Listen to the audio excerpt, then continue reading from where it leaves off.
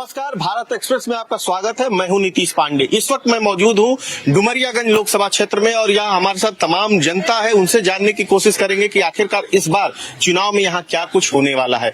आपको बता दें कि यहाँ जगदम्बिका पाल भारतीय जनता पार्टी की तरफ से उम्मीदवार है। इससे पहले वो 5 बार चुनावी मैदान में रह चुके हैं। यहाँ से एक बार 2004 में कांग्रेस से चुनाव लड़े थे, लेकिन उस बार उन्हें हार का सामना करना पड़ा था। हालांकि 2009 में उन्होंने कांग्रेस से दोबारा यहाँ चुनाव लड़ा और जीत गए। इसके अलावा 2014 2019 से वो भारतीय जनता पार्टी में इसी सीट से सांसद से और एक बार फिर भारतीय जनता पार्टी ने उन पर भरोसा जताया। तो वहीं दूसरी तरफ इंडिया गठबंधन की ओर से हरिशंकर तिवारी के बेटे कुशल तिवारी इस बार यहाँ से चुनावी मैदान में है। तो जानने की कोशिश करेंगे कि आखिरकार इस सीट पर इस साल किस तरीके का समीकरण होने वाला है। सबसे पहले शुरुआत मलिक साहब, लंबे समय से आप पत्रकारिता कर रहे हैं, आपका विश्लेषण क्या कहता है इस बार क्या होने वाला है? कमल खिलेगा या कुछ और बदलाव होगा?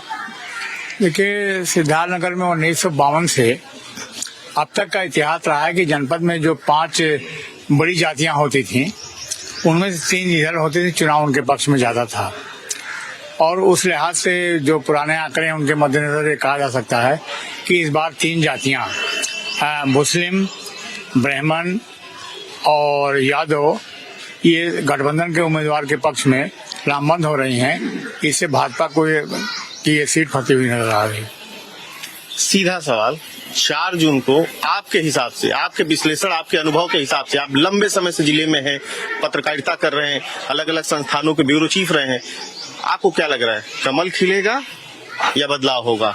चुनाव एक तरफा है, साइकिल की रफ्तार पकड़ेगी। साइकिल की रफ्तार पकड़ ली है डुमरियागंज में, क्या कहेंगे आप? हम लोग तो भाजपा ही हैं, कमल खिलाएंगे। ये मुद्दा क्या होगा इस बार चुनावी? एक तरफा आप कह रहे हैं कमल खिलाएंगे, लेकिन मुद्दे कुछ होते हैं ना। मुद्दा जो भी हम लोग कमल को वोट देते हैं। चलिए, कुछ युवा भी हैं, उनसे भी जानने की कोशिश करेंगे। आप युवाओं के मन में क्या चल रहा है इस बार डुमरियागंज में, क्या होने वाला है? बदलाव तो होगा भैया इस बार। भीमशंकर को कुशल तिवारी जीतेंगे इस बार, साइकिल आगे चलेगी डुमरियागंज लोकसभा सीट पे। आखिर क्यों साइकिल आगे चलेगी? साइकिल रेस में आगे क्यों है? बहुत सारी मुद्दे भाई, जैसे हम लोग का बेरोजगारी हो गया। अभी देखिए, नीट के पेपर लीक हुआ, जो सबसे बड़ी संस्था है पेपर बनाने, खुद कबूल किया है कि पेपर लीक हुआ है। किसी भी न्यूज चैनल पे अभी तक कोई डिबेट नहीं हुआ, कोई बात किसी न्यूज चैनल ने उठाई इस चीज को कि नीट का पेपर लीक हो गया। और पटना हाईकोर्ट ने खुद कबूल करा है कि ये पेपर लीक हुआ है। वो भी सबसे बड़ी संस्था होने के बाद भी। नेशनल टेस्टिंग एजेंसी ने एग्जाम कराया है, जबकि हिंदुस्तान की सबसे बड़ी एजेंसी है जो परीक्षाएं कराती है, उसके हिसाब से परीक्षाएं लीक हो जा रही है। तो ये SSC UPSC राज्य स्तरीय परीक्षाएं क्या है, कोई मतलब नहीं। यूपी पुलिस का पेपर लीक हुआ। अभी तक तेजस्वी की सरकार थी बिहार में, 3 लाख लगभग 3 लाख लोगों को अध्यापक की नौकरी मिली, और जैसे ही नीतीश ने पलटी मारी तुरंत वहाँ के पेपर लीक हो गया और परीक्षा कैंसिल हो गई और ठप भी हो गया पेपर। कोई आने की संभावना भी नहीं है। इधर वही हाल यूपी में भी है।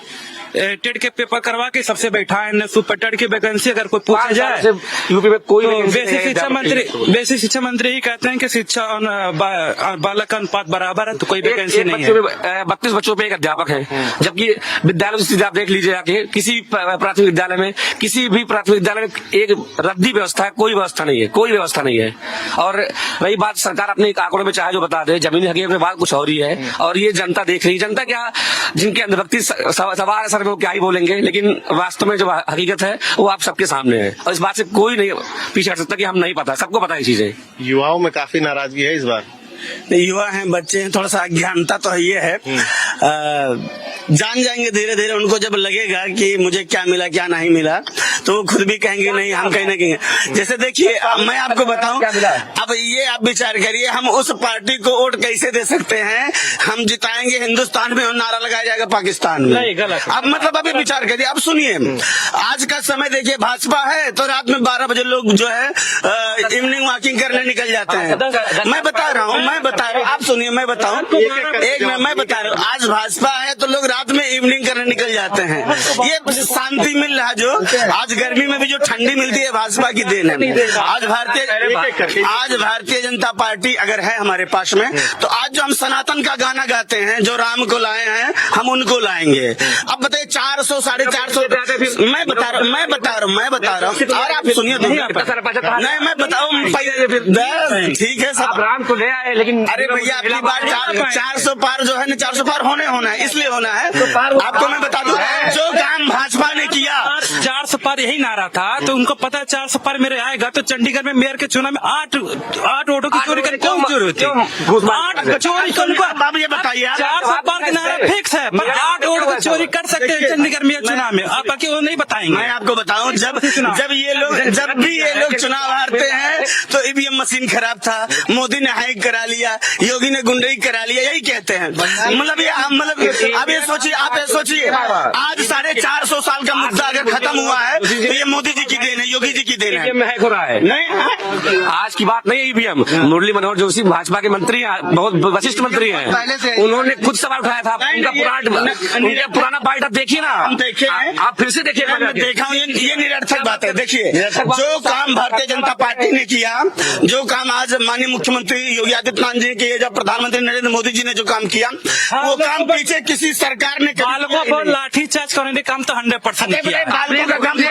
ग्रुप डी की नौकरी लगी थी, इलाहाबाद में लौंडे पढ़ रहे थे, उस वजह हम भी पढ़ रहे थे, रूम में से निकाल के मारा गया, वो तो ठीक है, अलग बात है। फिर ये पेपर हुआ पुलिस की, चलो ठीक है, लोकसभा आयोग पे भर्ती दी है, सब लोग बैठे। अच्छा, पेपर होने के बाद भी हर जगह भी सबको पता चला पेपर लीक, उसके बाद भी नहीं मानना कि पेपर लीक हुआ। आरो पेपर हुआ, लड़के धरना दे रहे थे लोकसभा आयोग पे, उस पर पुलिस लाठी दौड़ा के मार ली, पीटने के बाद कह रही है कि पेपर घूमे। आप तो पूरा हिंदुस्तान घूमे हैं, पूरी यूपी बिहार राजस्थान सब घूमे हैं, आपको सच पता होगी कि किसने किसको मारा, प्रशासन ने किसको मारा, क्यों मारा, किसकी वजह से मारा। और रही बात बाबा जो कह रहे हैं कि मोदी ने क्या है, अपने लोकसभा सीट से 10 साल सांसद बनारस से, पूछिए वहाँ कितने IIT, कितने एम्स, कितने अस्पताल खुले, पूछिए जरा उनसे। मैं बता रहा हूँ, अभी यूपीएससी का एग्जाम हुआ, ये युवा ही बता रहे हैं, तो युवाओं को पता होगा अगर मोदी और योगी गलत होते तो उसमें लगभग 80% मुस्लिम लोग जो है यूपीएससी में क्वालिफाई किए हैं। पहले नहीं, इसमें 25% मुसलमान थे, 2024 में 5% मुसलमान यूपीएससी के लिए। आपको अरे आप बात सुनिए, क्या बात करते हैं, आपको आंकड़ा पता ही नहीं है। अब आज शौचालय औरतों को बाहर नहीं जाना पड़ता, माताएं बहनें बाहर नहीं जाती हैं, तो ये मोदी जी की देन है। अगर घर में इज्जत घर बनाया गया तो ये और सरकारों ने कभी ध्यान नहीं दिया। आज गरीबी अगर दूर हुई, आप सिलेंडर सोचो, रात भर 2-2 दिन लोग लाइन लगाते थे, वो दिन कोई थोड़ी भूल सकता है। आप वो सिलेंडर का दिन सोचो, आज भले आप 1000 में पाते हैं सिलेंडर का आप ये देखिए तो पहले 300-400 रुपया था, आज 1200 रुपया हो गया, 1200 से 200 घटा के 1000 कर दिए हैं। 1000 से इससे हमको गुरु ये चीज नहीं चाहिए। हम ये कहना, हमारा कहने का मतलब है सरकार कोई हो, हमको 5 किलो राशन नहीं चाहिए, हमको शिक्षा चाहिए, स्वास्थ्य चाहिए। अगर देश को विकास पे ले जाना है तो हमको शिक्षा और स्वास्थ्य चाहिए। आप ऐसे सोचिए, आप ये बात नहीं सुनिए, आप कोई भी सरकार, हमको शिक्षा मिल जाए तो हमारी गरीबी नहीं रहेगी, हर लोग अगर समूह हो जाएंगे, पढ़े लिखे साक्षर हो जाएंगे। लेकिन क्या वो 5 किलो राशन में हमको भुलवा दिया जा रहा है। आप कह रहे हैं कि गरीबी हट गई है, गरीबी क्या हटी है? माने एक मिसाल की तरफ गुरु जी कि एक स्कूल है, स्कूल में 100 बच्चे पढ़ रहे हैं, 100 बच्चे पढ़ रहे हैं, जिसमें 10 लोगों का 100% मार्क है, बाकी उसमें से 40% फेल हो गए हैं। और उनका मिला के हम स्कूल का दिखा दे रहे, मेरा मेरिट जो आया है 80% आया है, फिर तो 40 हो गए। वही हाल गरीबी का है, 10 लोग अमीर हो गए हैं, हो गए हैं, कई अरबों में खेल रहे हैं, बाकी जो 60 लोग हैं वो भी एकदम गरीबी के नीचे आ गए हैं। तो उसका तुलना तो हम कर दें कि हमारे देश का इकोनॉमी एकदम बराबर है। हाँ, तो भाजपा का ही तो नारा है, बात करोड़ों की, काम पकौड़ों की, 7 भगौड़ों की, इसमें कौन सी बड़ी बात है? कुछ और भी लोग, युवा भी हमारे साथ है। आपको क्या लगता है संत कबीर सिद्धार्थनगर में क्या होने वाला? कमल खिलेगा।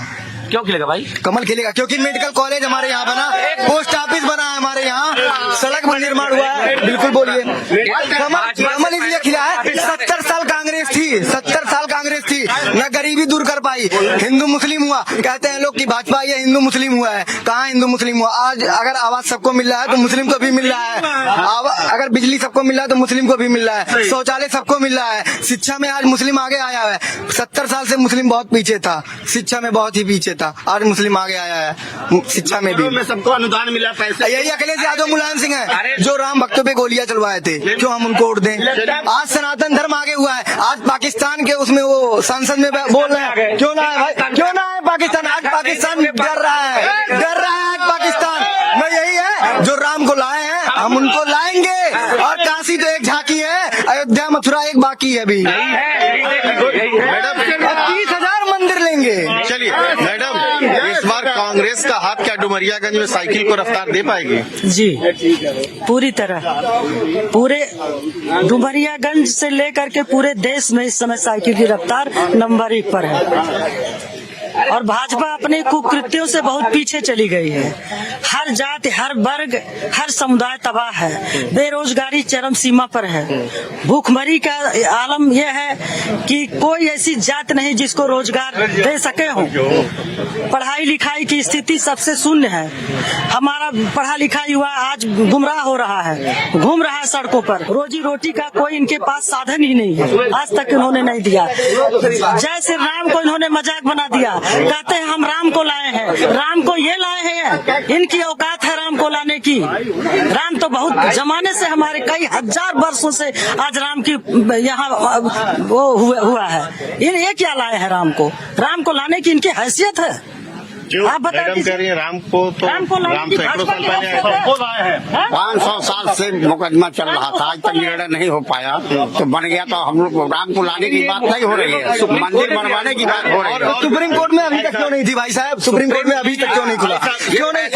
ज्ञान वापी भी तो कभी से था, अब क्यों नहीं ज्ञान वापी का हुआ केस? सुन लो, सुप्रीम अभी कोर्ट तक सुनिए भैया, ऐसे भी सरकारें रही हैं जो कहती थी राम थे ही नहीं। हाँ। मैं ऐसे भी पी चिदम्बरम, दिग्विजय सिंह जैसे नेता देखा हूँ जो कहते थे राम अयोध्या में थे क्या? राम तो काल्पनिक है। अभी भी माता सीता पे, माता कौशल्या पे अभद्र टिप्पणियां करते रहते थे। ऐसी भी सरकारें आ रही हैं। अभी मैं कल की समाचार बता रहा हूँ। समाजवादी पार्टी का नेता जो है गगन यादव, वो अभी बोला ये जो जय श्री राम वाले हैं, मैं 7 तारीख के बाद उनका राम बहाने अभी अखिलेश जी का कल कार्यक्रम हुआ, कार्यक्रम कन्नौज में हुआ। मंदिर में बताइए, अगर मंदिर में जूता चप्पल पहन के मुसलमानों को आप घुसा रहे हैं तो आप तो जान की विवाद कराना चाह रहे हैं। अखिलेश जी तो जान की और भी कुछ लोग हैं, उनसे भी जानने इसके अलावा कोई चारा ही नहीं है कि एक राम के मुद्दे पर वोट मांगने का कोई चारा ही नहीं है। भूखमरी की सीमा आ गई हमारे देश, पूरे देश में इस समय भूखमरी चरम पर है। गरीबों के पास रोजी रोटी का कोई लीजिए, साधन सबसे नहीं। जिला राम मंदिर पे पुलवामा हमला हुआ, 3 किलो आरडीएक्स कहाँ से आया आज तक नहीं पूछ पाएंगे। आज तक जब फिर अभी हमला हुआ, चुनाव आने से बाद फिर अभी हमला हुआ, उससे पहले कभी नहीं पूछा। और भी लोग हैं, आम जनता है, बात करें, आम जनता से ही बात करें। जी बताइए। कह रहे हैं भाजपा के पास कोई मुद्दा बचा है नहीं। इनको राम, पाकिस्तान, हिंदू, मुसलमान, इन सब के अलावा भाजपा के पास ना तो कोई मुद्दा है, ना तो कोई इनका बेसिक वो है जो हमारी मूलभूत सुविधाएं हैं, शिक्षा है, स्वास्थ्य है, रोजगार है, बेरोजगारी है, इन सब मुद्दों पे कभी नहीं। जबकि देखिए, धर्म एक अलग इशू है, धर्म एक आस्था का विषय है, और राजनीति जो होती है वो हमारी विकास के लिए होती है, शिक्षा के लिए होती है, स्वास्थ्य के लिए होती है, हमारे डेवलपमेंट के लिए होती है, अंतर्राष्ट्रीय जो संबंध होते हैं उसके लिए होता है।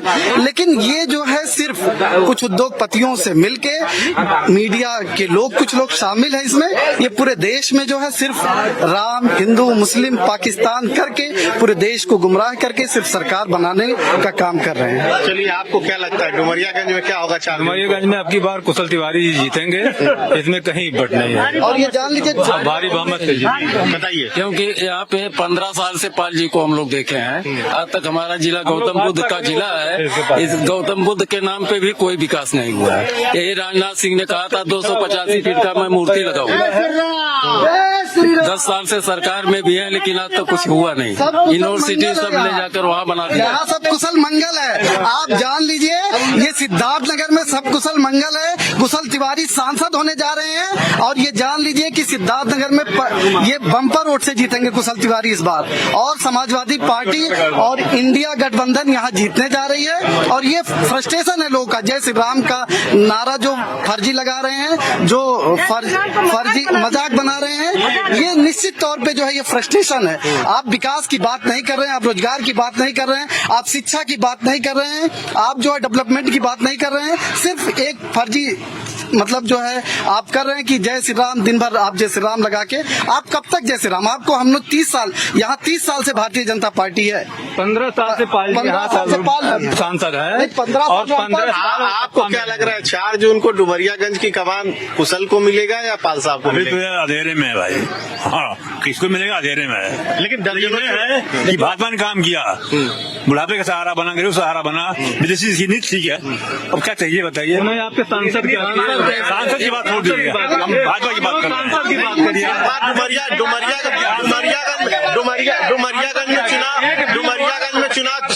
डुमरियागंज में किसके चेहरे पे चुनाव हो रहा है? तो हमारे यहाँ तो ठीक हो गए, देखिए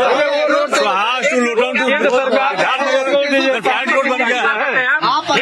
ये कल का अखबार है, ऑस्ट्रेलिया का अखबार है, कब बोलते हैं। ये देखिए प्रज्वल रेवन्ना जिसने 2800 वीडियो के वायरल हो रहे हैं इसमें, सबके हर चौराहे बस स्टॉप पे उसके एमएमएस की वीडियो है, उसने महिलाओं के में है।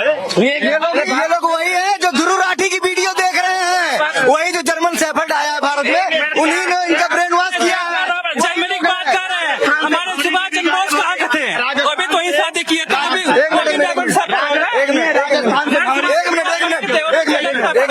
मैं इतना बस बोलना चाहता हूँ, ये कांग्रेस और समाजवादी क्यों नहीं भगत सिंह का कभी नाम लेता, क्यों नहीं चंद्रशेखर आजाद का नाम लेता, राजगुरु का, वीर सावरकर का क्यों नहीं कभी नाम लेते? कहाँ लेते हैं? बस आजादी एक परिवार ने दिलाई है। कहाँ है ये आजादी? एक परिवार ने दिलाई है।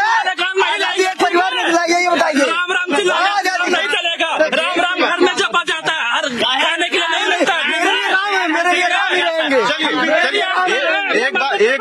एक बार फिर जो है मलिक साहब, युवाओं में नाराजगी है।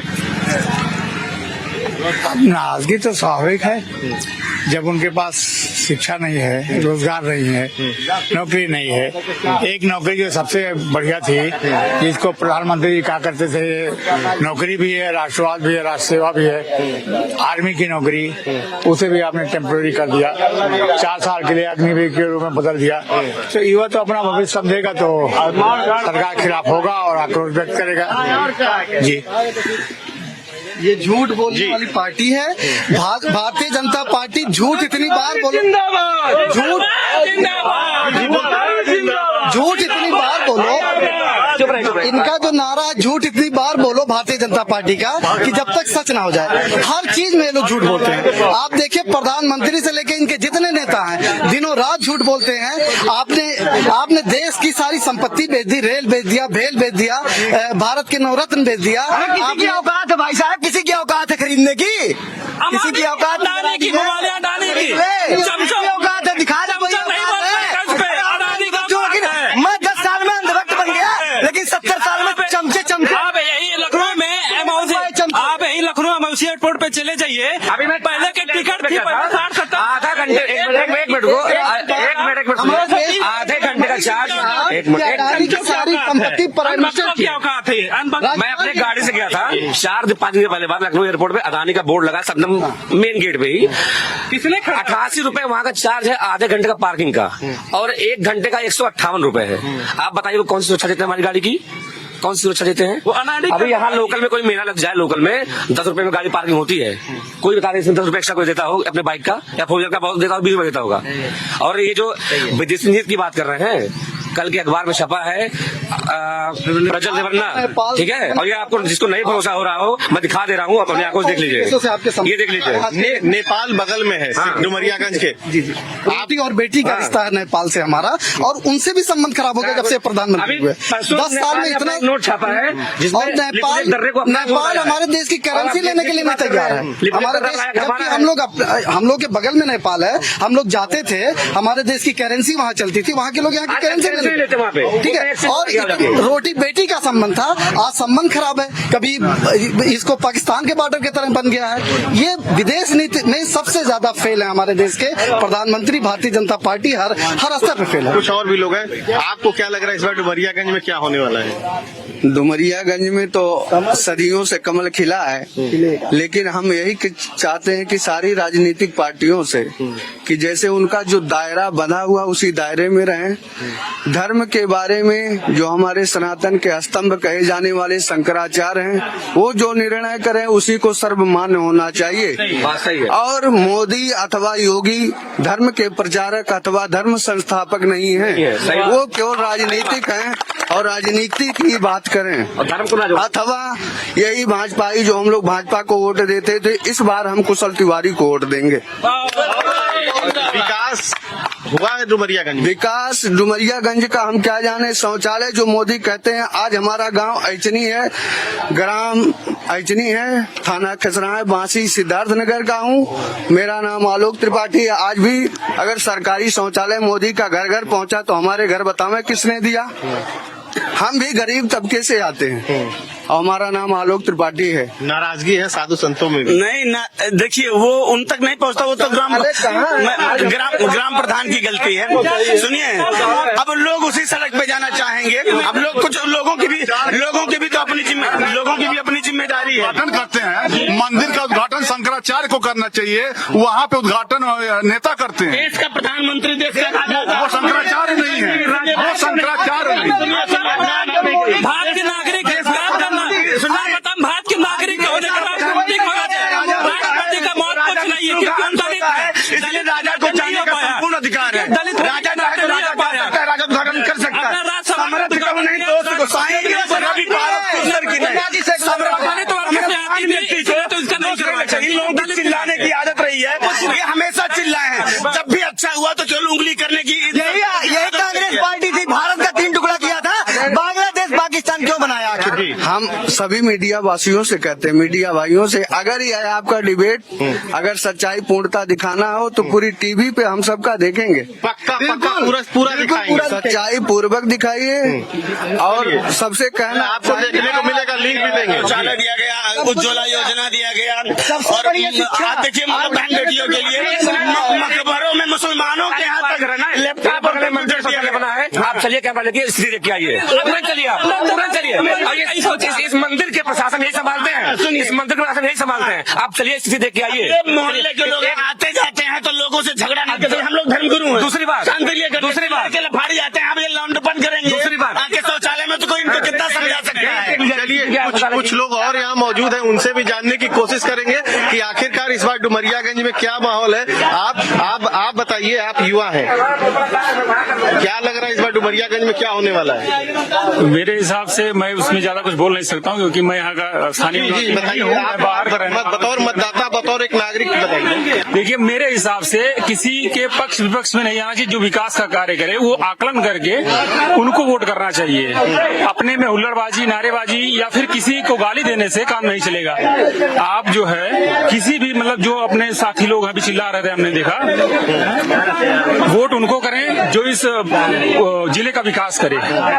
अभी मैं यहाँ से गोरखपुर की तरफ जा रहा था, हालांकि मैं बस्ती का निवासी हूँ, अर्जुन उपाध्याय मेरा नाम है। यहाँ से रूट बड़ा खराब है, करीब 22 किलोमीटर यहाँ से गोरखपुर जाने में ये रूट बड़ा गड़बड़ मुझे लगा। हालांकि इतने अच्छे नेता अपने नितिन गडकरी साहब हैं, इतने बढ़िया हैं, उनकी पॉलिसी इतनी अच्छी है, बावजूद यहाँ उस चीज को मैं नहीं देख पाया। बाकी घुसेंगे तो सड़कें सब हाँ, युवा और भी लोग हैं, युवा हैं। जी कुछ कह रहे थे आप? नहीं कह रहे हैं, आप सिद्धार्थनगर में घुसेंगे तो निश्चित तौर पे आपको सड़कें दिख जाएंगी। आप आए होंगे तो देखे होंगे, सबसे शानदार सड़कें सिद्धार्थनगर में है, जो टूटी है, गड्ढे हैं और सारे गड्ढे भरे हुए हैं कागज में, लेकिन जो है आप आए होंगे तो आपको एहसास हो गया होगा। और समाजवादी पार्टी की सरकार में आप देखिए, एक जो है विश्वविद्यालय यहाँ समाजवादी पार्टी सरकार में अखिलेश यादव जी के द्वारा, माननीय मुख्यमंत्री जी जब थे, तो उन्होंने विश्वविद्यालय दिया है। उस विश्वविद्यालय तक इन लोगों सड़क नहीं बनवा पाई अभी तक। विकास हुआ है 15 सालों में। एक मिनट, उत्तर प्रदेश आप बोलते रहिए। 15 सालों में विकास नाम की कोई चिड़िया पैदा ही नहीं हुई है। लेकिन 5 साल तो आपके सरकार में भी थे, कांग्रेस में 5 साल सांसद थे, 9 से 14 तक। उस दौरान विकास किया उन्होंने तभी नहीं किया था, तभी नहीं किया था। इसीलिए विकास नहीं किए तो कांग्रेस छोड़ करके भाजपा में भागे। इनकी तो प्रवृत्ति है भाग जाने की। अब भाजपा में भी अब फिर हारेंगे तो फिर कहीं भागेंगे। अब की बार इनको हारना है, पूरी तरह से हारना है। आखिर क्या कारण है कि इनको कोई काम नहीं किया है, कोई काम नहीं किए हैं जिले में कोई काम किए हो। इतने लोग खड़े हो, कोई हमको एक काम बता दे कि सांसद के माध्यम से हुआ फला सड़क 10 करोड़ रुपया मिलता है उनको निधि। नहीं, 1 मिनट, 10 करोड़ उनको निधि मिलता है, 5 करोड़ विधायक को मिलता है। आप पूरे इसी 10 करोड़ का एक काम, एक सड़क बता दे कहीं काम कराए हैं। सरकार बाजार में विश्वविद्यालय लोहिया कला भवन आप देख सकते हैं। लोहिया कला भवन समाजवादी सरकार ने तो विद्यालय यूनिवर्सिटी ले जाके ऐसे जगह कर दिया जहाँ पर लोग बाथरूम करने तक नहीं जा सकते हैं। शहर के बच्चे नहीं जाने के लिए वहाँ सोच रहे हैं, शहर में होना चाहिए था। आज विश्वविद्यालय यूनिवर्सिटी मुख्यालय पे होना चाहिए था। सुनिए, जो लोग राम मंदिर को बात करते हैं, मैं एक बात कहना चाहता हूँ, एक मिनट, जो राम मंदिर की बात कर रहे हैं और लाखों रोजगार, लाखों आप लोग बोलते क्यों बना, लाखों रोजगार आज वहाँ से मिल रहा है, सिंपल सा मुद्दा है, लाखों लोग कमा रहे हैं।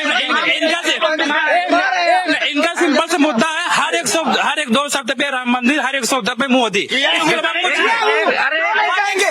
लाखों लोग जो किया है वही को कहेंगे, बाबा जाके उसमें समाज बोलिया चला था। ऐसा मंत्र पढ़ा जाता है, हर एक शब्द पे राम राम, हर एक शब्द पे मोदी मोदी, इसके बाद कुछ है नहीं। इसके अलावा तुम राम को गाली देते थे, मैं राम को नहीं कहूंगा, बिल्कुल कहूंगा। राम थे, राम है, राम रहेंगे। राम मंदिर इसलिए कहूंगा 450 साल का मुद्दा था। आज जो झगड़ा लड़ाई समाप्त हुआ, जो हिंदू मुस्लिम थे आपस में लड़ते थे, वो समाप्त हो गया। हम कहेंगे नहीं 35 से धारा 370 हम भूल जाएंगे क्या? आज उन्होंने किया है, भाजपा ने किया है। कश्मीर में पत्थर चलता था, आज शांति का अमन। आप डुमरियागंज की बात करिए, डुमरियागंज में क्या हुआ? डुमरियागंज की बात डुमरियागंज में पूछ लीजिए, पूछ लीजिए केंद्रीय विद्यालय कहाँ देखे हो? केंद्रीय विद्यालय भाजपा की, इनसे पूछ ले, धारा 370 भाजपा की दे। मिनट, इनसे पूछ लीजिए धारा 370 हटा है कि नहीं हटा है? धारा 370 हटा है कि नहीं हटा है? यही अनपढ़ों की कहानी करते हैं मेडिकल कॉलेज। आज भी आप रात्रि को जिला हॉस्पिटल जाइए, मेडिकल कॉलेज जाइए, कोई डॉक्टर नहीं मिलता, केवल वहाँ नर्स मिलती है और केवल प्राथमिक उपचार के तौर पर केवल बोतल चढ़ाती और कोई दवा नहीं मिलता। हाँ भैया, एक चीज है, पाल जी से लोगों की अगर नाराजगी है तो ये तो है नहीं कि अगर पाल से नाराजगी है तो योगी और मोदी जी से हमारी आपको लग रहा है कि लोग नाराज है पाल साहब से? आपको लग रहा है पाल साहब से नाराज? इसलिए नाराजगी नहीं है कि काम नहीं किए, नाराजगी इसलिए। जी मलिक साहब, मैं एक कमेंट ये देना चाहूंगा कि जो लोग धारा 370 से बड़े खुश हैं, वो ये बता दें कि कश्मीर घाटी में अरे भाई सुनिए, ये नौजवान आदमी इनसे पूछिए कि भारतीय जनता पार्टी कश्मीर घाटी की सीटों पर चुनाव क्यों नहीं लड़ रही है? नहीं बता पाएंगे। केरल में, तमिलनाडु में क्यों ये सीट नहीं पाती? दो शब्द बताओ जरा। कोई काम नहीं है, इसके अलावा कोई मुद्दा नहीं है, कुछ नहीं। नजीर शाह पत्रकार हैं, अब पत्रकार मतलब जानते हैं, मैं पत्रकार तो हूँ नहीं, मैं तो धर्मगुरु हूँ। अब वो तो ऐसे प्रश्न आप चाहें तो आप भी कर सकते हैं कि हम कहाँ खोज के लगे। कोई कहते रावण की नानी क्या नाम था? आप 370 की बात कर रहे हैं, आपके 370 देखिए महान जी धर्मगुरु हैं, ये धार्मिक बात उठाएंगे तो मैं उस पर एहसान नहीं करूंगा, क्योंकि इनकी उसमें आस्था है। लेकिन जब एक पढ़ा लिखा नौजवान कहेगा 370 का लाभ, ही don't know what is 370, article 370 नहीं जानते, 370 में कौन सा संशोधन हुआ है नहीं जानते। लेकिन मैं मानता हूँ, मैं मानता हूँ कि 370 मोदी जी ने हटा दिया, तो अगर इतना अच्छा 370 हटाना तो इनको कश्मीर घाटी में चुनाव लड़ना चाहिए था। आगे क्यों? जब 370 नहीं हटा था तब मोदी जी लड़ते थे, अब हट गया तो क्यों नहीं लड़ते? डुमरियागंज में अगर बात करें तो युवाओं के अंदर जो है खासी नाराजगी है, रोजगार बेरोजगारी और जो तमाम मुद्दे जो अलग अलग क्षेत्रों में देखने को मिल रहा है वो डुमरियागंज में भी देखने को मिल रहा है।